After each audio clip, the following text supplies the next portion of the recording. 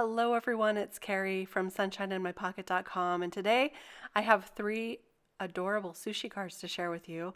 I'm going to be using this set right here. This is from the Hedgehog Hollow July kit, and look at all these cute little sushi characters. There's a soy sauce bottle in there, and I'm also going to be using this stencil that has 4 window panels in it. This is a new stencil, new to me anyway, that I just picked up from My Favorite Things, and I'm going to go ahead and tape this to the back of the paper. I'm just using my purple tape for this. Works really great. You could spray this with a removable adhesive if you want, or some pixie spray, but I still like my tape. I still use that quite often. Now I'm just going to use one of these blending brushes to ink on some distress ink to all of these panels. This first one I decided to just do in some blues.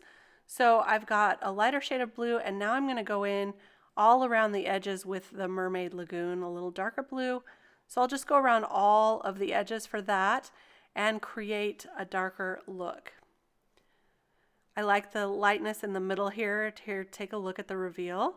So that is going to be for our first card, and I'm just going to clean up this stencil so that I can use it for the next card here. I went ahead and taped it on again, and this time I'm going to be using these blending brush, the blending foams. These are the domed blending foams that I really like. They are very quick to put color on, and they're among my favorites for when you need a lot of color really quick.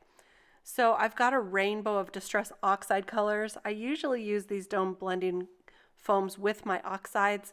I find that they work really well with these, and so I have a different color for each of the rainbow of colors.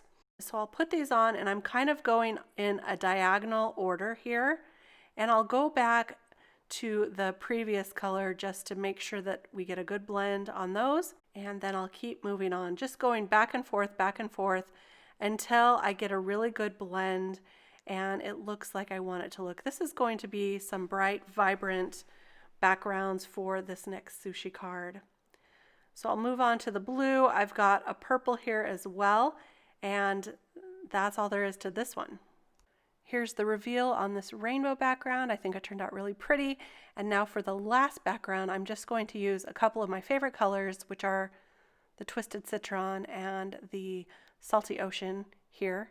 Or is this, I can't remember which blue it is, but I'm going in with a darker blue even more here to give it a little more definition.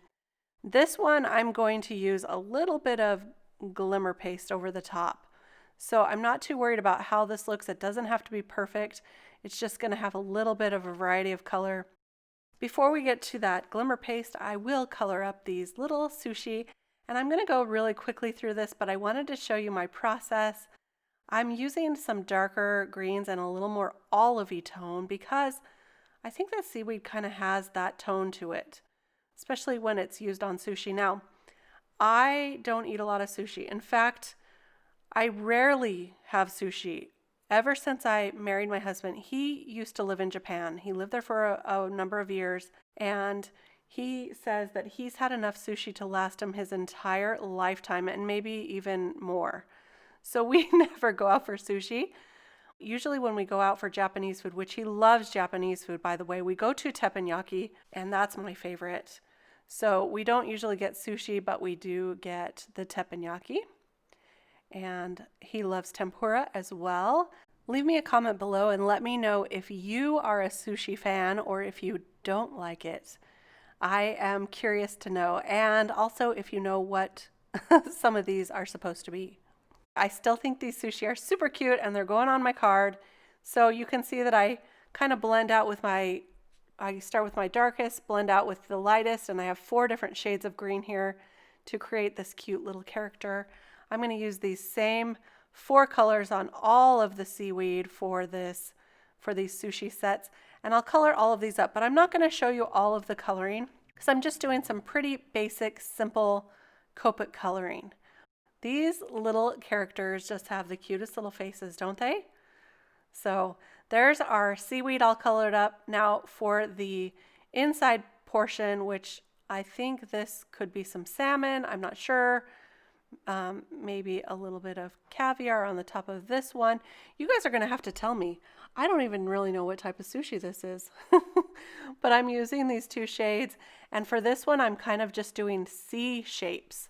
They're just like in the shape of the letter C, like kind of upside down. And then I'm also going to use these two colors for the little shrimp that's on top of this. So cute. So I'm just drawing on my very own lines here, what I think this would look like, the butterflied shrimp on the top of this little guy, and blending it out with the lighter colors. I think I also bring in one more shade in the E family for this one, but it's really simple to do, and then you get that look. And it doesn't have to be completely accurate because these are characters. These are like cartoon looking, so you don't have to be too terribly realistic, I guess is what I'm trying to say.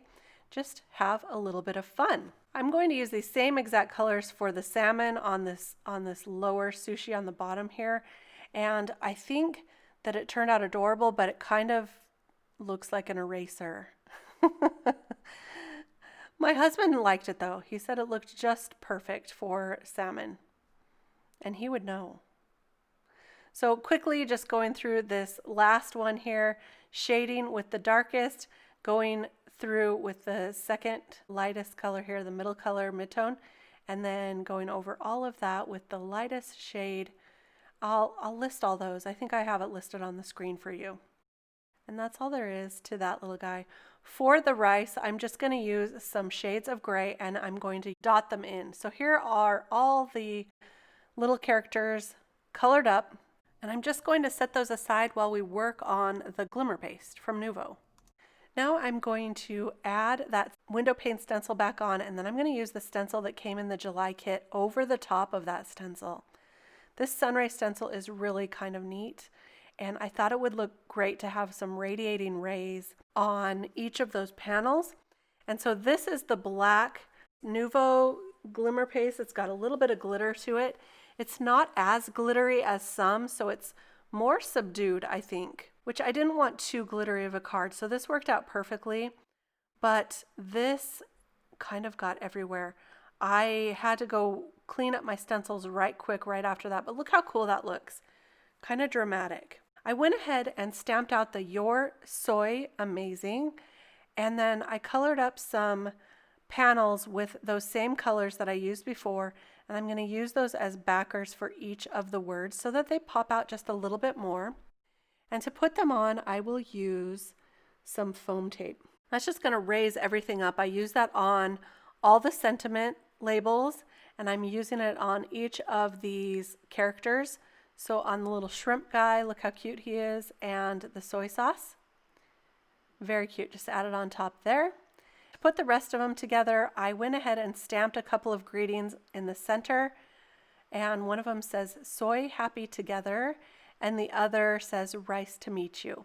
I popped all of the little sentiments the images, up with some foam tape, and to finish it all off, I will add some glossy accents to portions, and I'm just adding it in dots to this one so that it looks like little caviar on the top here, and it's really cute. The light just captures that when you tilt it in the light. So I really liked how these turned out. I added them all to card bases already, and here's a final look at our completed 3 cards.